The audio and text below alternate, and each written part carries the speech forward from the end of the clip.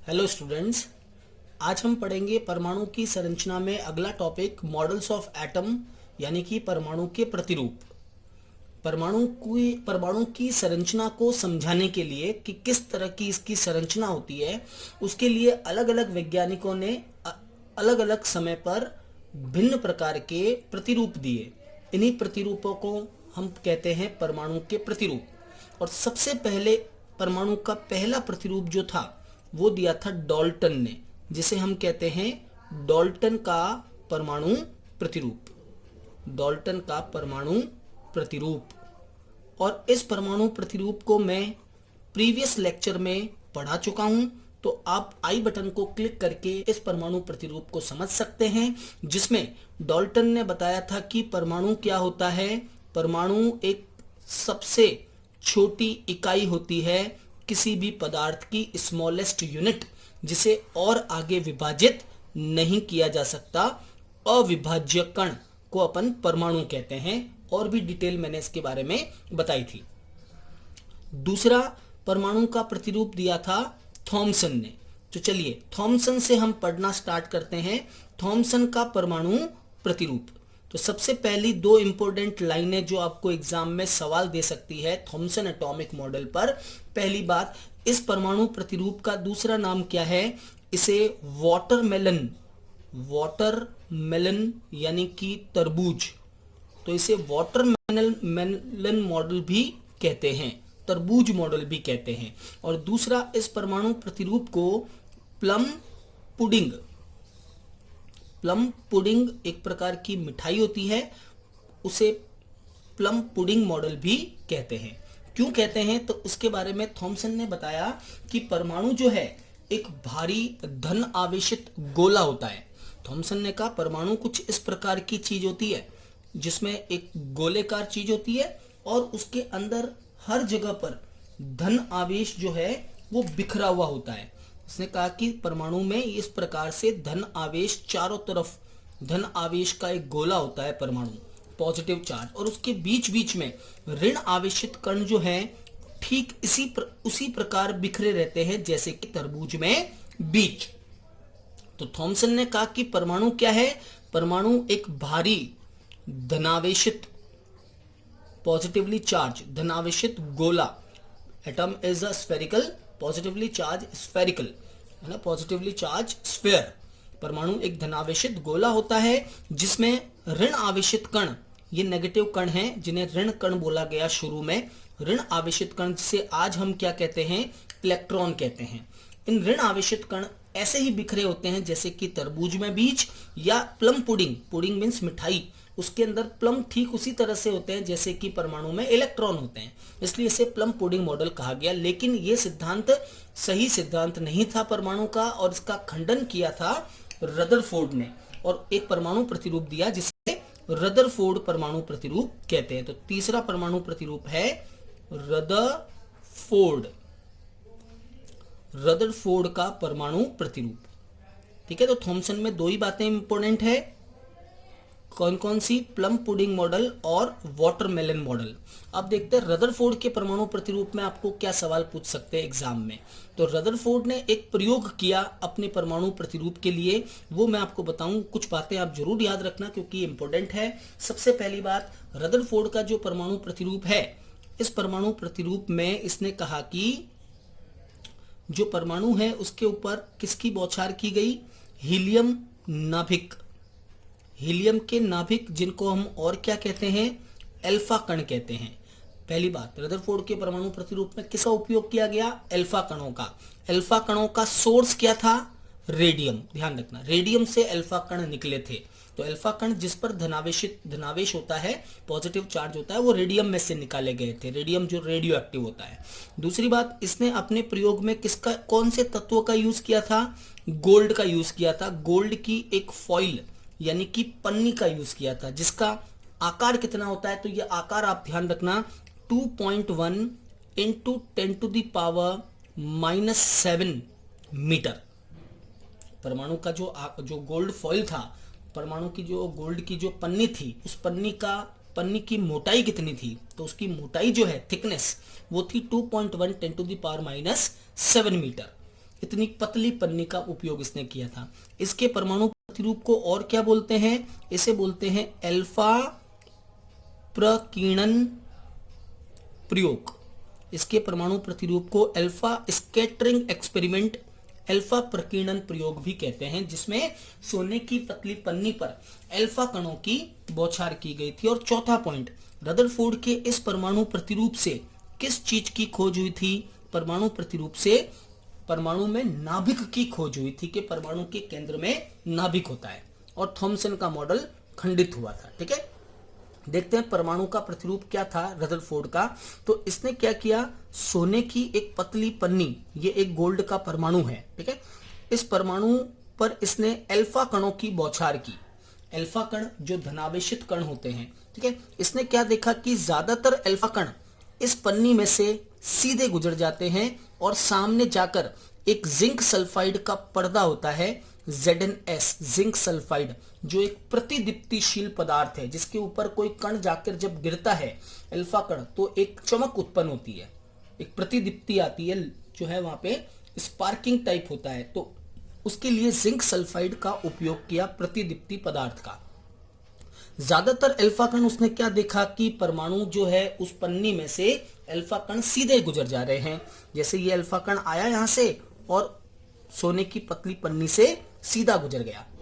कुछ अल्फा कण उसने देखा कि जिस रास्ते से जा रहे थे, जाते जाते एक स्पेशल कोण पर, एक विशिष्ट कोण पर अपने मार्ग से क्या हुए, मुड़ गए। जैसे अल्फा कण जाते जाते वक्त अपनी जगह से जो है अपने रास्ते से डिविएट हो गए, विचलन हो गया, डिविएशन हो गया अल्फा कणों की डायरेक्शन में। और कुछ अल्फा कण ऐसे थे जो जिस रास्ते से गए थे उसी रास्ते से वापस आ गए। ठीक है, जैसे कि दीवार पर कोई गेंद मारते हैं तो गेंद दीवार से टकराकर वापस आती है, ठीक उसी प्रकार से अल्फा कण वापस आ गए। अल्फा कण क्या होते हैं? अल्फा कण होते हैं हीलियम के नाभिक, यानी द्विधनावेशित हीलियम। ये भी इंपॉर्टेंट सवाल है, एग्जाम में पूछने लायक है, द्विधनावेशित हीलियम। ठीक है, हीलियम परमाणु के ऊपर +2 चार्ज लगा दो तो अल्फा बन जाता है। ये जो प्रयोग था, इस प्रयोग के आधार पे इसने अपने परमाणु प्रतिरूप को दिया, जिसकी मुख्य बातें क्या थी वो आप ध्यान रखना। सबसे पहली बात, इसकी मुख्य बात ये थी कि ज्यादातर अल्फा कण सीधे निकल रहे हैं। इसका मतलब परमाणु का जो अधिकांश भाग है, परमाणु का मोस्ट ऑफ द पार्ट जो है, एटम का जो अधिकांश भाग है, भाग वो कैसा होता है? खाली होता है, रिक्त होता है। That means most of the part of atom is hollow, परमाणु खोखला होता है, तभी अल्फा कण सीधे जा रहे हैं। अगर कोई जो है हैवी चीज होती सामने तो टकरा जाता, वहीं रुक जाता, लेकिन सीधा गुजर के आगे जा रहा है, इसका मतलब परमाणु खोखला है। दूसरा उसने कहा कि परमाणु का जो पूरा द्रव्यमान है, यानी परमाणु का पूरा संपूर्ण द्रव्यमान, मास जो है, संपूर्ण द्रव्यमान केंद्र में, सेंटर में, केंद्र में केंद्रित रहता है, केंद्रित रहता है। ठीक है, जिसे नाभिक कहते हैं, जिसे नाभिक कहते हैं। पूरा का पूरा जो मास है, mass of the atom concentrate in centre which is called nucleus, उसे नाभिक कहा गया। बाद में मोजले ने बताया कि नाभिक में प्रोटॉन और नाभिक में जो है प्रोटॉन और न्यूट्रॉन होते हैं, उनके योग को अपन नाभिक कहते हैं। ये बाद में बात की बात है। तो इसने कहा कि बीच में सेंटर में एक भाग होता है जिसे नाभिक कहते हैं। ठीक है, और ये भी बताया कि अल्फा कण डिविएट क्यों हो रहे हैं, विचलित क्यों हो रहे हैं, क्योंकि अल्फा कण पर भी प्लस है और नाभिक पर भी प्लस है, और प्लस प्लस के बीच में प्रतिकर्षण हो रहा है। तो उसने कहा कि नाभिक पर क्या होता है? धनावेश होता है। नाभिक जो है, न्यूक्लियस इज पॉजिटिवली चार्ज। ठीक है, तीसरे पॉइंट में उसने कहा कि अगर ये पॉजिटिव चार्ज का है तो इसके चारों तरफ नेगेटिव चार्ज के कण जो है वो वर्ताकार पथों में चक्कर लगाते हैं। इसने कहा कि नाभिक के चारों तरफ, यानी नाभिक के चारों ओर ऋण कण चक्कर लगाते हैं। कहां चक्कर लगाते हैं? ऋण कण चक्कर लगाते हैं, वर्ताकार पथों में चक्कर लगाते हैं, जिनकी संख्या धनावेशित कणों की संख्या के बराबर होती है, इसने कहा कि भाई जो ऋणावेशित कण है वो वृत्ताकार पथों में चक्कर लगाते हैं और उनकी जो संख्या है वो धनावेशित कणों की संख्या के बराबर होती है। यानी कि परमाणु रदरफोर्ड के अनुसार परमाणु कैसा होता है, उदासीन होता है। Atom is neutral according to Rutherford. तो रदरफोर्ड ने कहा जितने नेगेटिव कण हैं उतने ही पॉजिटिव कण होते हैं, और इन नेगेटिव पॉजिटिव कणों की संख्या अगर बराबर हुई तो न्यूट्रल हो गया, उदासीन होता है परमाणु। तो तीसरा पॉइंट कि परमाणु एक उदासीन गोला होता है, ठीक है, न्यूट्रल स्फीयर है। चौथा पॉइंट रदरफोर्ड के परमाणु प्रतिरूप का एक इंपॉर्टेंट पॉइंट है जो आपको याद रखना है, एग्जाम में सवाल दे सकता है कि इसने परमाणु का आकार भी ज्ञात किया। कैसे ज्ञात किया? इसने कहा कि जो परमाणु है उस परमाणु का आकार, परमाणु का जो आकार है वो एंगस्ट्रॉम लेवल का होता है। It is equal to 1 angstrom और 10 to the power -10 metre. Rutherford के अनुसार परमाणु का आकार 10 की घात -10 मीटर होता है, और नाभिक का जो आकार है, नाभिक न्यूक्लियस का आकार जो है वो 1 फर्मी मीटर या 1 फेम्टोमीटर के बराबर होता है, यानी कि 10 की घात -15 मीटर के बराबर होता है। ये सवाल इंपॉर्टेंट है, ये बहुत बार एग्जाम में पूछा हुआ क्वेश्चन है। परमाणु का आकार कितना होता है या नाभिक का आकार कितना होता है? आप यूं कह दो कि परमाणु का आकार नाभिक के आकार का 10 की घात 5 गुना ज्यादा होता है ना। परमाणु नाभिक से 10 की घात 5 गुना ज्यादा होता है, 10 की घात 5 गुना ज्यादा होता है, ये याद रखना, ये इंपॉर्टेंट लाइन है। तो ये रदरफोर्ड का परमाणु प्रतिरूप की जो कंक्लूजन, कुछ बातें जो थी वो उसने बताई। लेकिन रदरफोर्ड का परमाणु प्रतिरूप भी सही परमाणु प्रतिरूप नहीं था, इसमें भी क्या रह गई, कुछ कमियां रह गई। उन कमियों के बारे में मैं बताता हूं, एग्जाम में सीधे सवाल आता है रीट लेवल पे, इनमें से कौन सी रदरफोर्ड के परमाणु प्रतिरूप की एक कमी है, तो आपको वो कमी भी पहचाननी होगी। तो इसके लिए देखें परमाणु प्रतिरूप की कमियां, ठीक है। नेक्स्ट है रदरफोर्ड परमाणु प्रतिरूप, रदरफोर्ड परमाणु प्रतिरूप की कमियां। लिमिटेशंस कह दो, कमियां कह दो, सीमाएं कह दो। लिमिटेशंस क्या रही इसकी परमाणु प्रतिरूप की? तो सबसे पहली लिमिटेशन, 2 कमियां हैं। पहली कमी यह है कि अगर परमाणु धनावेशित है, अगर नाभिक धनावेशित है और इलेक्ट्रॉन जो कि ऋणावेशित कण उसके चारों ओर घूम रहा है, ठीक है, ये कंसेप्ट होता है फिजिक्स में कि अगर कोई आवेशित कण वृत्ताकार पथ पे घूमता है इस तरह से, तो इस आवेशित कण की ऊर्जा जो है, इस आवेशित कण की ऊर्जा लगातार क्या होती है, कम होती है ना। ऊर्जा में लगातार कमी आती है, और जब ऊर्जा में कमी आएगी तो अंत में क्या होगा, ये सर्पिलाकार गति करते हुए नाभिक में क्या होगा, गिर जाएगा। सुनिएगा वापस, क्या कह रहा है ये कह रहा है कि ये कंसेप्ट है मैक्सवेल का, मैक्सवेल के सिद्धांत है जो है उसके अनुसार अपन ये कहते हैं कि जब कोई आवेशित कण वृत्ताकार पथ पर गति करता है, तो आवेशित कण वृत्ताकार पथ पर गति करते समय लगातार अपनी ऊर्जा की क्या करता है, हानि करता है, लॉस करता है। और अगर ऊर्जा की हानि करेगा तो उसी पथ पर वापस नहीं घूम पाएगा, और वापस नहीं घूमेगा तो धीरे धीरे ये स्पाइरल मोशन, सर्पिलाकार गति करते करते एनर्जी कम होती जाएगी और अंत में ये नाभिक में गिर जाएगा। लेकिन अपन कहते हैं परंतु परमाणु में ऐसा नहीं होता है, परंतु परमाणु में ऐसा नहीं होता है, नहीं होता है। इस बात को, ठीक है, इस बात को कौन नहीं समझा सकता? इस बात को रदरफोर्ड परमाणु प्रतिरूप नहीं समझा सकता, ठीक है। पहली बात तो ये हो गई, परमाणु प्रतिरूप नहीं समझा सकता। दूसरा पॉइंट भी आपको एग्जाम में एक सवाल दे सकता है, इंपॉर्टेंट है।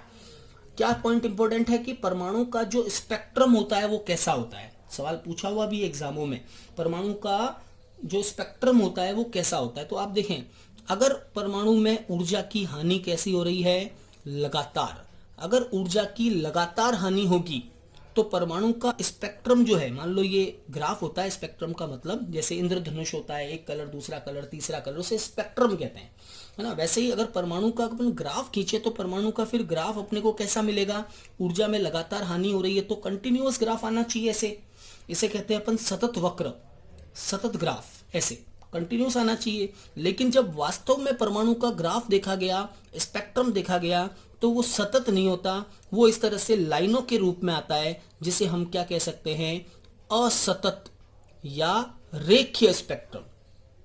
तो अगर रदरफोर्ड की माने और ऊर्जा की लगातार हानि को भी मान लें तो फिर स्पेक्ट्रम ऐसा प्राप्त होना चाहिए, लेकिन स्पेक्ट्रम सतत कंटिन्यूअस नहीं मिलता, स्पेक्ट्रम डिसकंटिन्यूअस असतत मिलता है। इस बात को भी रदरफोर्ड का परमाणु प्रतिरूप नहीं समझा सकता। तो आपके लिए इसमें इंपॉर्टेंट बात क्या आ गई? आपके लिए इंपॉर्टेंट बात आ गई ये कि यदि ऊर्जा की हानि लगातार होती है तो परमाणु का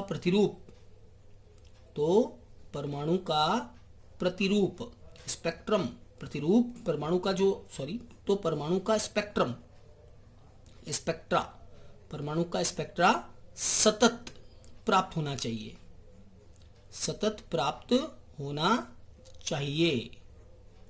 ठीक है, आपके लिए इंपॉर्टेंट क्या है, कैसा होता है ये याद रखना। परंतु परमाणु का स्पेक्ट्रम असतत होता है। परमाणु का स्पेक्ट्रम यानी कि स्पेक्ट्रा याद रखना इंपॉर्टेंट है, इसलिए मैं इसको लिख रहा हूं ढंग से। स्पेक्ट्रा असतत या रेखीय होता है। That is important. क्लियर? तो रदरफोर्ड का परमाणु प्रतिरूप समझ में आया आपको। उसकी दो कमियां हैं जो आप ध्यान रखना। दोनों कमियां जो है उसमें से सेकंड पे आपको सवाल पूछ सकते हैं, और बाकी जो ज्यादातर पॉइंट्स हैं वो रदरफोर्ड के एक्सपेरिमेंट से पूछे जाते हैं, क्योंकि ये 9th क्लास के सिलेबस में है, तो आप लोगों के लिए बहुत ही ज्यादा इंपॉर्टेंट पॉइंट है। चलिए बात करते हैं आगे के परमाणु प्रतिरूप की, जो है 10th क्लास में। रदरफोर्ड के बाद आया था नील्स बोहर। तो नील्स बोहर का परमाणु प्रतिरूप number 4th, Niels Bohr atomic model. Niels Bohr का परमाणु प्रतिरूप। कुछ बातें जो है बहुत अच्छी हैं इसकी, आपको एग्जाम में सवाल ऐसे ही मिलेगा। इनमें से कौन सा स्टेटमेंट सही है, कौन सा फॉर्मूला सही है रदरफोर्ड, या कौन सा फॉर्मूला सही है नील्स बोर के बारे में।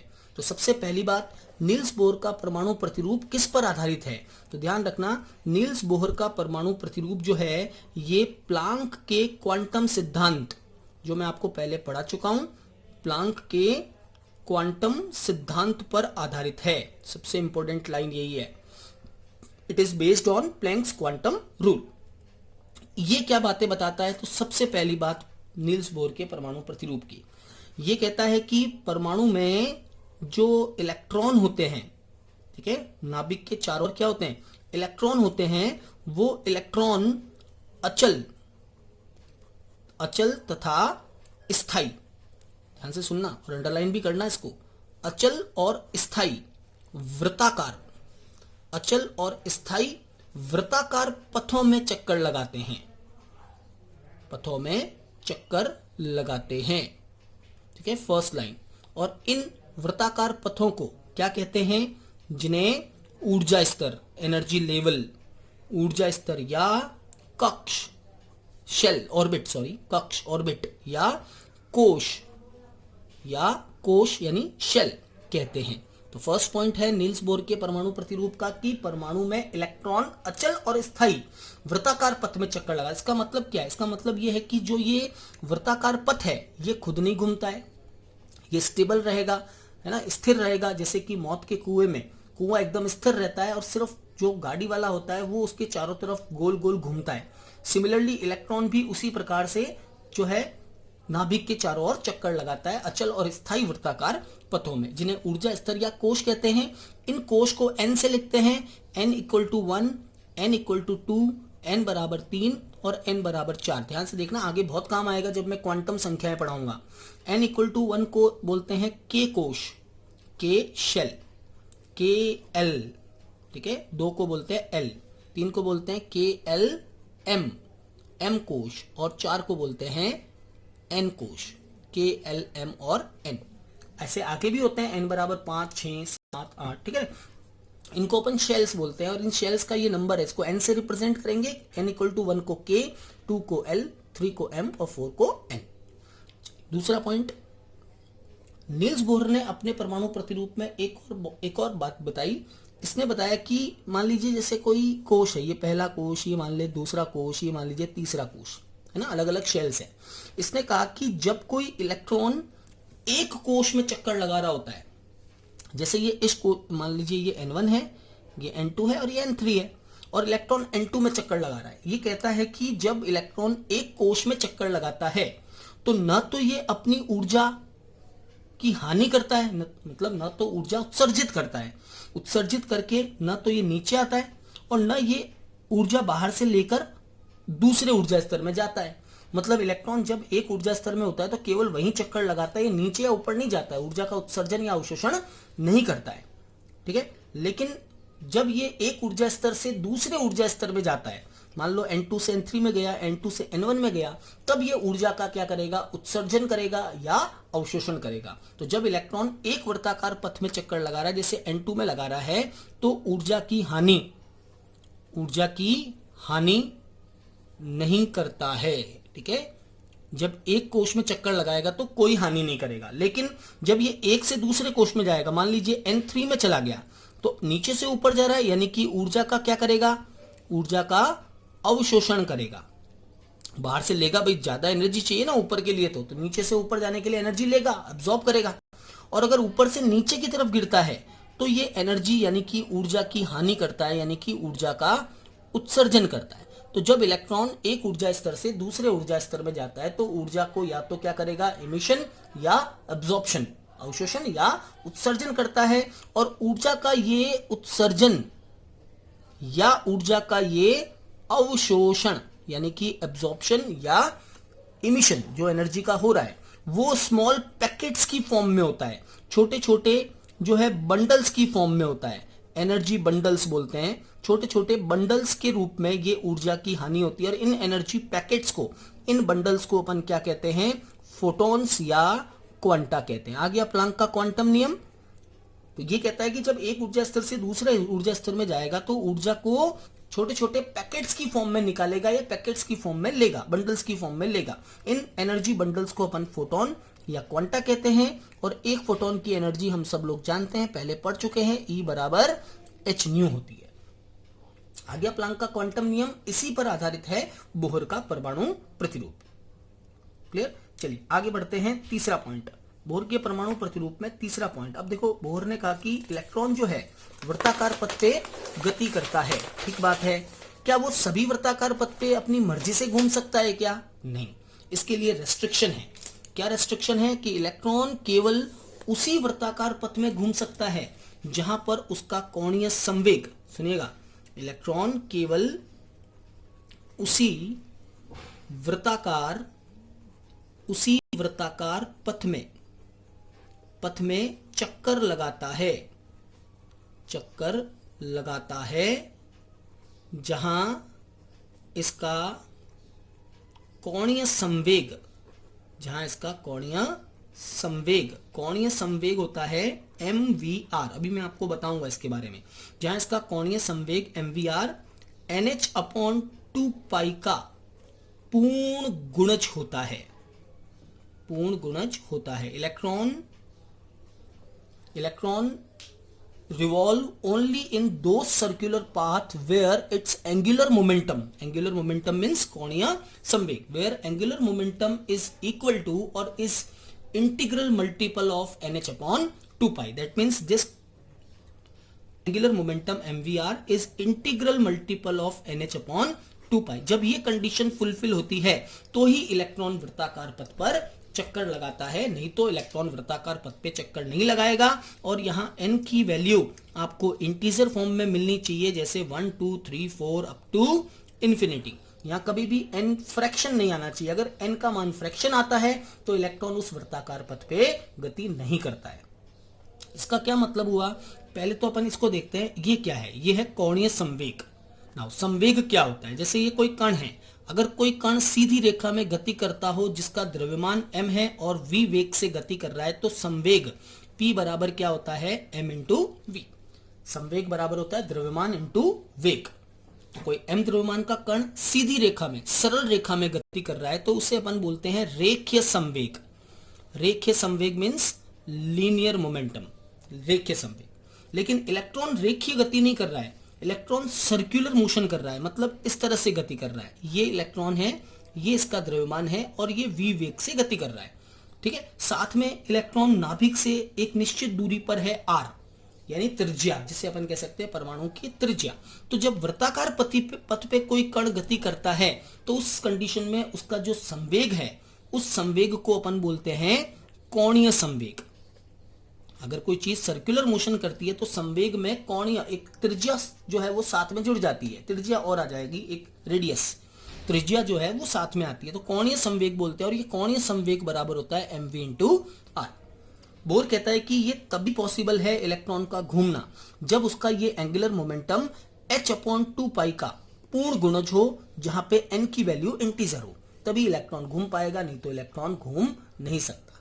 ठीक है, अपन यूं कहते हैं कुल मिला के कि n जो है उसका मान इंटीजर आना चाहिए, 0 1 2 3 4 आना चाहिए, कभी भी भिन्नों में फ्रैक्शन नहीं आना चाहिए। अगर n का मान 0.5 आ रहा है तो इलेक्ट्रॉन वहां पे वृत्ताकार मोशन, वृत्ताकार पथ पे गति नहीं करेगा।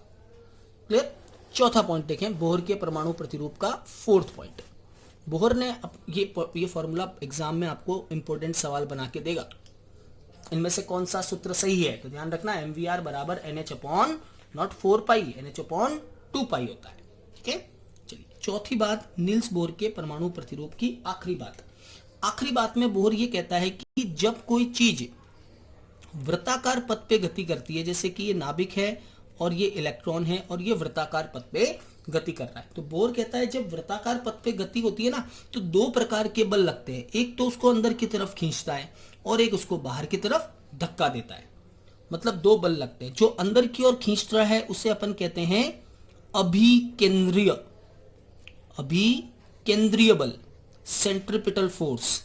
सेंट्रीपिटल फोर्स जो केंद्र की ओर लगता है, अभिकेंद्रीय बल, और ये बराबर होता है ZE² अपॉन R स्क्वायर के, ZE² अपॉन R स्क्वायर, जहां Z का मतलब है परमाणु का परमाणु क्रमांक, एटॉमिक नंबर, E का मतलब है इलेक्ट्रॉन का चार्ज और R का मतलब है डिस्टेंस या रेडियस ऑफ एटम, परमाणु की त्रिज्या।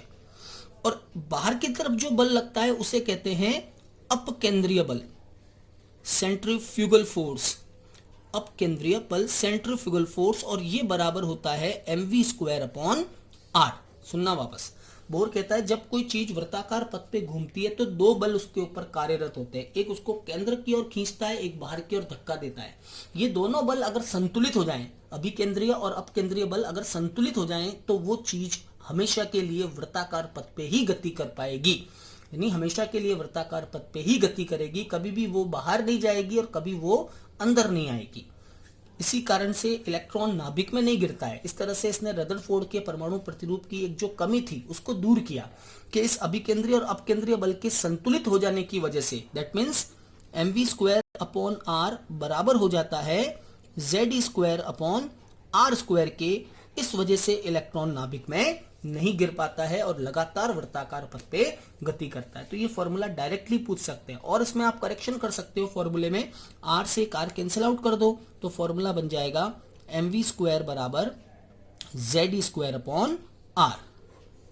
ठीक है, ये भी एक अलग से फॉर्मूला, डायरेक्ट फॉर्मूला आएगा कि इनमें से कौन सा फॉर्मूला सही है। तो mv² अपॉन r बराबर ZE² अपॉन r स्क्वायर। यहाँ पे आपको ध्यान क्या रखना है कि सर z क्या है, तो z मैं स्पेशली लिख रहा हूं क्योंकि आगे बहुत काम आएगा, इसलिए मैं लिख रहा हूं। यहां पर z जो है वो परमाणु का परमाणु क्रमांक, एटॉमिक नंबर है। ठीक है, E आपको पता ही है इलेक्ट्रॉन का चार्ज है जो 1.6 10⁻⁹ कूलम के बराबर होता है, R परमाणु की त्रिज्या यानी रेडियस है। ठीक है, इस तरह से बोहर ने अपने परमाणु प्रतिरूप में ये चार बातें बताई। लेकिन बोहर का परमाणु प्रतिरूप भी जो है वो काफी हद तक तो सही था, लेकिन इस परमाणु प्रतिरूप में भी कुछ कमियां थी, लिमिटेशंस, और आपको डायरेक्ट कमियां पूछ सकते हैं। इनमें से कौन सी कमी बोहर के परमाणु प्रतिरूप की एक कमी है, तो अपन पढ़ते हैं बोहर परमाणु प्रतिरूप, बोहर परमाणु प्रतिरूप की कमियां, ठीक है, लिमिटेशंस। फिर मैं आपको बाद में बताऊंगा तीन इंपॉर्टेंट चीजें जो बोहर ने बताई। परमाणु की त्रिज्या कैसे ज्ञात करते हैं, उसका सूत्र क्या है, इलेक्ट्रॉन का वेग कैसे ज्ञात करते हैं, उसका सूत्र क्या है, और इलेक्ट्रॉन की ऊर्जा कैसे ज्ञात करते हैं, उसका सूत्र क्या है। ये अपन पढ़ेंगे, बोहर की बहुत ही इंपॉर्टेंट बातें हैं, ठीक है। बोहर के परमाणु प्रतिरूप की कमियां, लिमिटेशंस। तो पहली कमी ये थी, या कमी कह दो या भाग्यशाली था बोहर, ठीक है। बोहर ने अपना पूरा परमाणु प्रतिरूप हाइड्रोजन परमाणु पे दिया, ठीक है। बोहर का परमाणु प्रतिरूप हाइड्रोजन पर आधारित है, और हाइड्रोजन में कितना इलेक्ट्रॉन होता है? एक। तो पहली कमी यही थी कि जो बोहर का एटॉमिक मॉडल है, बोहर परमाणु प्रतिरूप जो है वो केवल परमाणु प्रतिरूप केवल एक इलेक्ट्रॉनीय तंत्र, एक इलेक्ट्रॉनिक तंत्र पर ही लागू होता है, ठीक है। Bohr's atomic model is applicable only on single electron system, multi electron system पर नहीं लगेगा। जैसे मैं कह दूं हीलियम या लिथियम या सोडियम या पोटेशियम, तो आप कहेंगे इस पर बोहर का एटॉमिक मॉडल कार्य नहीं करेगा। लेकिन अगर अपन लिखते हैं हाइड्रोजन या हीलियम में दो में से एक इलेक्ट्रॉन निकाल दो, हीलियम प्लस, दो होते हैं, एक निकाल दिया, हीलियम प्लस, अब एक ही बचा, बोहर का परमाणु प्रतिरूप लगा सकते हैं। सोडियम Na प्लस 10 कर दो, क्योंकि सोडियम में 11 इलेक्ट्रॉन होते हैं, 10 हटा दो, एक रख लो, जिसमें एक इलेक्ट्रॉन लास्ट में बचेगा। जैसे लिथियम, तो लिथियम प्लस 2, लिथियम में 3 होते हैं, 2 इलेक्ट्रॉन निकाल दिए, एक रख लिया, तो बोहर का परमाणु प्रतिरूप लागू होगा। तो पहली कमी, अगर एक से ज्यादा इलेक्ट्रॉन वाला तंत्र है तो बोहर का परमाणु प्रतिरूप लागू नहीं होता है, ठीक है। दूसरी कमी, second limitation of Bohr atomic model.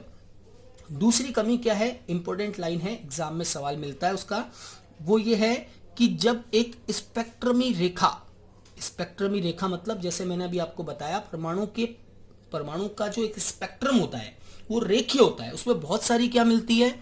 रेखाएं प्राप्त होती है। इस तरह से जैसे ये एक रेखा प्राप्त हुई, अगर इस स्पेक्ट्रमी रेखा को चुंबकीय क्षेत्र नॉर्थ पोल और साउथ पोल या विद्युत क्षेत्र, ये विद्युत क्षेत्र, ये प्लस प्लेट और ये माइनस प्लेट, प्लस और माइनस, ठीक है। अगर किसी स्पेक्ट्रमी रेखा, ये बीच में जो मैंने रखा है ये स्पेक्ट्रल लाइन है, स्पेक्ट्रमी रेखा है जो इलेक्ट्रॉन के एक ऊर्जा स्तर से दूसरे ऊर्जा स्तर में जाने पर प्राप्त होती है। एक ऊर्जा स्तर से जब इलेक्ट्रॉन दूसरे ऊर्जा स्तर में जाता है तो इस प्रकार की एक रेखा प्राप्त होती है जिसे स्पेक्ट्रमी रेखा कहते हैं। यही रेखीय स्पेक्ट्रम होता है। इस स्पेक्ट्रमी रेखा को जब हम चुंबकीय क्षेत्र में रखेंगे तो ये स्पेक्ट्रमी रेखा बहुत सारी छोटी छोटी रेखाओं में विभक्त हो जाती है इस तरह से, या जब अपन इसको विद्युत क्षेत्र में रखते हैं तब भी यह बहुत सारी छोटी छोटी रेखाओं में विभक्त हो जाती है, टूट जाती है, ठीक है। स्पेक्ट्रमी रेखा का चुंबकीय क्षेत्र में टूटना, स्पेक्ट्रमी रेखा का चुंबकीय क्षेत्र में टूटना कहलाता है जीमान प्रभाव। वर्ड्स इंपॉर्टेंट है, ये आपको पूछ सकते हैं एग्जाम में। स्पेक्ट्रमी रेखा का चुंबकीय क्षेत्र में विपाटन, splitting of spectral line in magnetic field is called Zeeman effect, और इलेक्ट्रिक फील्ड में टूटना कहलाता है स्टार्क इफेक्ट, स्टार्क प्रभाव। दोनों प्रभावों के नाम याद रखना, ठीक है। जीमान प्रभाव चुंबकीय क्षेत्र में और विद्युत क्षेत्र में स्टार्क प्रभाव, इन दोनों प्रभावों की व्याख्या बोहर के परमाणु प्रतिरूप द्वारा नहीं की जा सकती। इनकी व्याख्या बोहर एटॉमिक मॉडल यानी कि परमाणु प्रतिरूप, बोहर परमाणु प्रतिरूप द्वारा नहीं की जा सकती है, ठीक है। तो दो कमियां मैंने आपको बताई बोहर के परमाणु प्रतिरूप में। पहली कमी, केवल एकल इलेक्ट्रॉन तंत्र पर लागू होता है। दूसरी कमी, ये स्पेक्ट्रल रेखाओं के विपाटन, चुंबकीय क्षेत्र और विद्युत क्षेत्र में जो विपाटन हो रहा है उसको नहीं समझा सकता। तीसरी कमी क्या है बोहर के एटॉमिक मॉडल की? तीसरी लिमिटेशन, ये स्पेक्ट्रमी रेखाओं की तीव्रता की व्याख्या नहीं करता। ये जो स्पेक्ट्रमी रेखा है, कहीं कहीं तो स्पेक्ट्रमी रेखा बहुत ही ज्यादा तीव्र दिखाई देती है ना, उसकी इंटेंसिटी बहुत ज्यादा होती है, बहुत ज्यादा डार्क दिखाई देती है। और कहीं कहीं स्पेक्ट्रमी रेखा बहुत लाइट दिखाई देती है, बहुत लाइट होती है, बहुत ही हल्के रंग की होती है, तो दिखाई नहीं देती है या बहुत लाइट दिखाई देती है। तो ये कभी कभी एकदम डार्क क्यों हुई, कभी लाइट क्यों हुई, उसकी इंटेंसिटी में इतना चेंजेस क्यों आया, ये बोहर का परमाणु प्रतिरूप नहीं समझा सकता। तो स्पेक्ट्रल लाइंस जो है, स्पेक्ट्रल लाइन, स्पेक्ट्रमी रेखा, स्पेक्ट्रल लाइन की तीव्रता मीन्स इंटेंसिटी, तीव्रता को नहीं समझा सकता, ठीक है, बोर का परमाणु प्रतिरूप स्पेक्ट्रल लाइन की इंटेंसिटी को नहीं समझा पाएगा कि ये तीव्र क्यों हुई, ये लाइट क्यों हुई। और भी कमियां हैं वैसे, बट अभी आप ये 3 कमियां ध्यान रखें बोर के एटॉमिक मॉडल। चौथी कमी आप ऐसे याद रख सकते हो कि ये जो है परमाणु के स्थायित्व को नहीं समझा सकता, कि क्या कारण है कि इतने बड़े परमाणु जो है उनके अंदर एक छोटे से नाभिक में इतने सारे प्लस चार्ज वाले प्रोटॉन एक साथ कैसे रह पाते हैं। इसके बारे में बोर का परमाणु प्रतिरूप यूं कह दे कुल मिलाके कि परमाणु के स्थायित्व की व्याख्या नहीं करता है। ठीक है, आज के लेक्चर में इतना ही। अगले लेक्चर में हम पढ़ेंगे जो बोर के परमाणु प्रतिरूप से 3 इंपॉर्टेंट फॉर्मूले प्राप्त होते हैं, वो डायरेक्टली फॉर्मूले, और उस फॉर्मूले पे किस प्रकार से सवाल पूछे जाते हैं, और कक्षक किसे कहते हैं, कक्ष और कक्षक में क्या अंतर है। Thank you very much.